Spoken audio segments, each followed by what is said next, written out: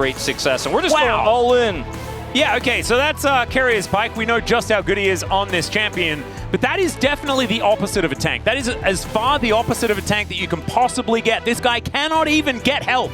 Like, it just does, it's impossible. Smash with things. Doesn't, I believe, manage to tag him with the frost there. Oh dear, Lehens is just dead. High value. Something like that before you decide to go back with 200 health. As now Jiu is trying to fight against Doran, and Doran silences himself and does a lot of damage here to Jiu. Does get a little bit on the back end. This could be another opportunity for that, as now Lehens wants to be able to find it. Cocoon now going to connect as he flashes on over. Fisher's in so much trouble, still going to survive. They take down the Lee Sin first, the repel to get Lehens out of dodge. And now Jiu's on the board, picks up the kill onto Carrier. Faker now in trouble, and it's a double for the Ashe. Try and get a PhD in if you had a Diego interactions. If you had a group of 20... Oh, okay. There is the safeguard kick flash onto Jiu, who is very dead. All right, well, there you go. Yep, revenge. Secured. The feat of strength did go over to Nongshim. So there is at least that. They can take that one to the bank. Nice little knock up here from Fisher as Doran misses the harpoon. That's going to win the trade there for the Yone. But that is one grub going on down as Voidsig going to give away the position here of Smash. Carrier comes in though, lands the Bone Skewer as Kingan's in a bit of trouble as well. Lehens is just dead. Explosions there as the ulti's looking really cool. A double in theory, but it is just egg form. And still, that's a four-man ult from Fisher! Smash gonna get ripped to shreds! And they take down Faker as well. Back so much it can make some of these Yone plays work out. As Kingan also may just be dead, which would also be bad, but Ona's going to dive in. There's the safeguard kick as Lehens comes through. Ona is going to die, so it's a 1-for-1. But Lehens is now finding himself a little bit trapped underneath this turret. That turret is very angry. And Smash taking a lot of damage here. Lehens, I don't know about this one, buddy. Still, can he get in range of the Q? As there's the repel, and he gets the execute. Not enough that Carrier can do about it, as now Faker will turn up. But Fisher is now landed. Carrier looks for the ultimate, doesn't quite find it, but still, the stun is going to connect. Carrier going to be falling, as we've also got Gideon getting eaten by a very angry robot Yordle. And Jiu, can he actually avenge him? The answer is perhaps, because we just continue to fight here in this game. Doran now running for the hills. Faker looking for Fisher. He flashes, he picks it up. And however, I will eat nothing. Just for you guys, just so that I can remain true. Okay, Lehens gonna find the cocoon onto Ona here, who puts him up into the sky. Kingan just continuing to try and push them away. Gets stunned and now has no real way out, and will be taken out of there. Oh man, my man wanted to walk into them, and that first pick does actually come through. The amount of snowball potential within a fight is extraordinarily high with and let's see whether Jiu knows it, and he does. As Bone Skewer still going to connect, and Jiu just gonna be able to find the hook, so it's a 1-for-1 in the end. Let's see whether Gideon can make it a 2-for-1. Not punished. He's even gonna let some of these minions go with it, or at least some damage on that cannon. But going back to control around this river is Gideon pushing forward. Arrow going to connect there onto Ona. The double stun, the layering CC, but he gets himself out with the safeguard, and now Gideon is burning down. Faker, Valkyries to reposition, and now it smashes Killer Instinct. He didn't even need a button with that name on it. He already just had that, but it is working out for them. Oh dear, yeah, that is a Void Seeker that's going to put him down towards the egg, and down goes Yone as well. Faker's health bar suffered a little bit, but nothing. It's just too little too late. The scaling is definitely high in terms of what she can do damage-wise later, but I don't know if it's going to matter. Well, Kingan is going to do his best to try and find an angle, and Faker is going to make it impossible for any value to be collected. Gives him the good old thumbs up as Void Seeker is going to find him.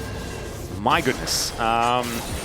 He deserved that, like catching a bit of a break here. I mean, look, anyone who's even a T1 fan will cheer for an Anivia in those moments. We haven't seen Anivia that much really ever in a while, and Zeus did it one time, and now we're like, oh, could this be a thing? Could we see Anivia? That's just sit here in mid. This 4-1 Otacon play is so oppressive. A lot of teams would just look for a dive here, but T1 don't need to. They know that Nongshim can't punish. They can't look for the picks like their comp wants to while they're sieged up like this. Oh dear, Doran possibly in trouble. The wall goes down, Repel goes up, and remember they have Otacon, but this is still a bunch of money going over to Nongshim. They just need to make sure that they do not die. Killer Instinct gets smashed in there as they take down Jiu.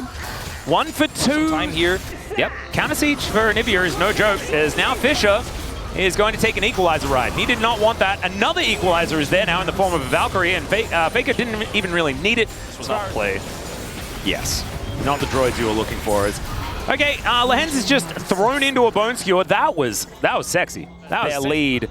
Now that they have it, things are looking real dire. And Keria doesn't miss those. Once again, that is a dead Ashe. Yeah, sometimes against these Keria spears, you gotta just flash it, man.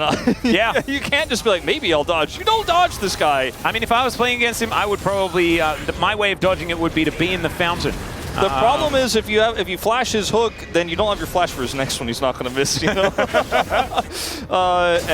Yeah, he was in deep trouble there. T1 going to grab this Baron on spawn again. And this game is just unfortunate. Allowed to go home. The equalizer going to stop that. Now Keria looking for an opportunity to take him down. He's going to slink through. Does get tagged as, oh god, just like 3 buttons and he's dead. Fisher not going to be allowed to escape here. Does get a big old shield as he flashes on top of Faker. He almost goes down. Eventually Gideon does secure that kill as the bone skewer this time just barely going to go wide. And Doran going to get taken down. Gideon now finding some of these angles, some of these opportunities as he gets on top of Smash with a Heartbreaker. Now Gio with these auto attacks as Keria, it's just going to get auto down. And Ona possibly out of position. There's the kick, follows in order to take down Gideon, but the stun is going to be there, and there's the Ashe damage we've been waiting as well. The damage coming out of the stolen Corki was unreal. That's going to be a lot of gold over to Nongshim here. They secure Dragon as well. Gets another transform. Smash is like, I got a flash. That's way too much damage. I've seen this move 6th time this game. And this did happen in game number 1 as well, right? Yes. It was the negative Rebel Baron power play into T1 saying, haha, I guess we'll just win. And then they did. This does have an Anivia in it, so maybe that just win is going to take a little while longer. But Ona says he's going to split push, take down a mid lane inhibitor turret, and T1 to continue to push forward.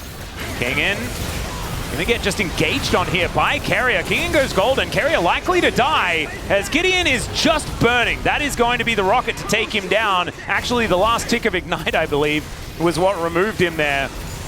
And Nongshim continuing to play defense. Arrow going to connect onto this Rumble as the ulti from Fisher. It might be enough there to be able to take him down, but instead he goes golden. Ona now taken down to his GA. Smash is getting autoed down by Giu, who's standing and delivering as far as this damage is concerned. If he's not instantly killed, things can be better unless Ona does that. And now the entire bottom lane is being wiped out. He does have to sacrifice himself for it. Speaking of sacrifices, Doran will be taking down Fisher, the hero, as Kingen versus Faker a tail. Fisher actually locks Doran down, and then Gio positions really well. Yeah, can we stop doing the thing where we say nice things about Nongshim, then we come back and they're dead? Yeah, this guy is sick.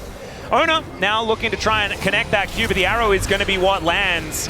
Nice little stun there as in goes Ona looking for another opportunity. King and just trying to play defense. This picks him out of the air again! How does Keria keep doing this? Now looks for the engagement in the backline, sacrifices himself at Smash to find an avenue in. He's gonna take down Giu, and Fisher somehow misses everyone with that ultimate. That actually, I don't think that's on Fisher. That should have hit something, I think. As now Faker is gonna say enough with the shenanigans, and he's looking to end this game right here. The most kills in a game here for the LCK Cup ever.